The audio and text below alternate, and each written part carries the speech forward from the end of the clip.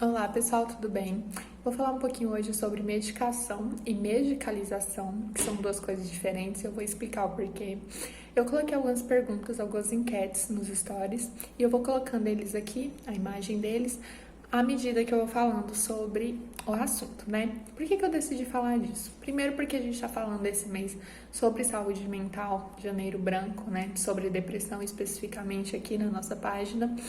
E eu tenho percebido que existem basicamente dois tipos de pessoas. Ou aquela pessoa que precisa do medicamento, mas tem medo, tem receio, ou porque acha que vicia, ou porque acha que tem vergonha de ir com a receita do medicamento desse tipo, né? Psiquiátrico, psicotrópico, ansiolítico, né? Comprar ou pegar esse medicamento, que, aliás, deve ser oferecido pelo SUS, que fique claro. Ou também existem aquelas pessoas que não precisam tomar o medicamento, não se consultaram para tomar esse medicamento e usam o medicamento indiscriminadamente, né? Fazem o uso errado, começa, para, ou tomam uma dose mais alta do que deveria, que poderia, ou tomam uma dosagem baixa demais porque está tomando por conta própria. Claro que é importante a gente considerar que por trás da medicalização, que é esse uso indiscriminado de medicamentos, né? Existe toda uma indústria interessada nisso, né? Todo um movimento social, econômico, político também, né? Alô, indústrias farmacêuticas, estou falando com vocês.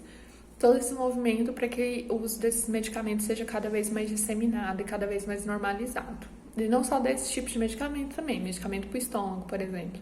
Pode me responder aí, você não é uma pessoa que toma medicação para o estômago sem se consultar? Eu tenho certeza que muita gente sim. E dessa forma vai acontecendo isso, né? Esse uso como se a gente precisasse dessas medicações para sermos fortes, para nos sentirmos fortes, quando na verdade, às vezes, depois de passar por um diagnóstico, a gente precisa deles, na verdade, para nos fortalecer, para então lidar com a raiz daquele problema, né? Ou, claro, né, existem problemas orgânicos que realmente precisam do uso desses medicamentos. Mas aí é um caso à parte. Estou falando sobre o uso indiscriminado. Essa maneira de se entorpecer, né? De viver sempre entorpecido. Então, tive um pouquinho de dor de cabeça, às vezes é só sede, mas não, manda o remédio para dentro.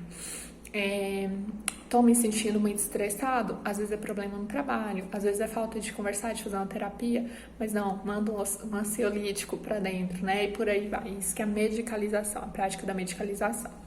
E a respeito disso, a gente identifica também algumas práticas de medicalização no tratamento de transtornos psicológicos, né, psiquiátricos. Por quê? Nós psicólogos, nós não receitamos remédio, mas a gente sempre sabe quem foi que receitou, porque a gente sempre fica sabendo, né? E apesar dessa prática, né, dessa terapêutica ser da alçada dos psiquiatras, pasmem, não são eles que mais passam medicamentos desse tipo, principalmente falando de antidepressivos. São ginecologistas, dermatologistas, endocrinologistas, por aí vai. Clínicos gerais também são muito presentes nesse receitamento. E por quê, né? Se a gente for parar para pensar. Porque existe muito ainda desse preconceito, desse estigma em cima das doenças psicológicas, né, do adoecimento mental e psiquiátrico. Então, esses profissionais, o psiquiatra e o psicólogo, são os últimos a serem procurados. Quando a doença se manifesta no corpo, ou seja, ela é somatizada, aí essas pessoas procuram tratamento e esses remédios, esse medicamento é então indicado. Claro que, por exemplo, falando sobre endócrino, né, ou ginecologista que eu citei, existem maneiras dessas pessoas identificarem ali a falta hormonal e pedirem a reposição, né? Aí, claro, se trata de um adoecimento orgânico, não da ordem psiquiátrica ou psicológica.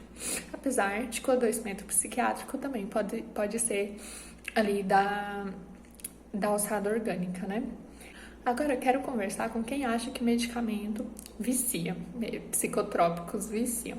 Não, gente. Então, o que acontece? A ciência ela se desenvolveu muito e dessa forma também os medicamentos se desenvolvem. A ciência se desenvolve todo dia. Não é à toa que a gente, em apenas um ano, está aí tendo contato com a vacina do Covid, por exemplo, né? Algum tempo atrás isso demoraria muito mais. Então, a gente precisa confiar na ciência, entender que esses medicamentos se desenvolveram há ao ponto de oferecerem poucos efeitos colaterais, de serem diversos, de poderem ser aplicados de forma subjetiva para cada um, né, de uma forma personalizada. Passando por diagnóstico, passando por um profissional adequado, tomando o medicamento na hora certa, sempre na mesma hora do dia, sem pular, sem se automedicar, fazendo tudo corretinho, é muito difícil que esse medicamento vá viciar, causar dependência ou, né, causar algum outro mal. Por quê? Porque o profissional ele já levantou uma série de fatores sobre você antes de te passar o medicamento. Profissional sério, claro. Então, ele levantou a sua idade, histórico familiar, histórico de doença familiar, o seu modo de vida, ao que você é sensível, o que você não gostaria de ter como efeito colateral, por exemplo. Tudo isso é conversado. Então, não tenham medo, quando necessário, de tomar o medicamento, de se consultarem com um psiquiatra e terem acesso a esse medicamento. Tá? Então, por que eu tô defendendo isso? Porque muitas vezes, como eu falei, existem dois extremos. Tem pessoas que não precisam tomar, estão tomando, e tem aquelas pessoas que o medicamento seria muito válido. Ajuda até na psicoterapia, né? Porque quando a pessoa tá, por exemplo, em um estado de depressão muito profundo, ela não tem vontade de conversar, não tem vontade de sair do lugar, né, de levantar. Então, isso atrapalha muito até que a gente consiga abrir esse diálogo para conversar, para interpretar, entender a raiz daquele problema.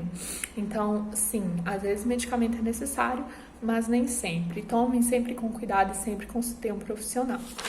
O resumo da ópera, no fim das contas, sempre consulte um profissional para tudo e procure fazer o tratamento adequado.